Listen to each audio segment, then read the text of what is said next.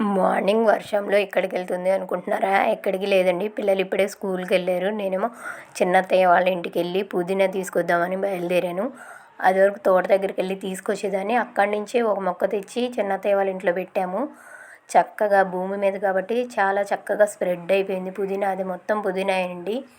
అటు సైడేమో చామ దుంపల చెట్లు, బెండ చెట్లు అన్నీ ఏశారు. చిన్నత్తయ్య వాళ్ళకి ఎక్కువ ఓపెన్ ప్లేస్ ఉండటం వల్ల కూరగాయల మొక్కలు కూడా నాటారు. చక్కగా ఈ వర్షాలకి 3, 4 రోజులు బట్టి ఒకటే వర్షాలు పడుతున్నాయి కదా!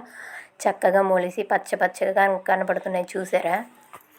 బెండ మొక్కలు కూడా మన 3, 4 రోజులకే చూడండి చాలా హైట్ పెరిగినాయి. ఎలా అయినా ప్రకృతి ప్రసాదించిన వానకే మొక్కలు ఏపుగా పెరుగుతాయండి.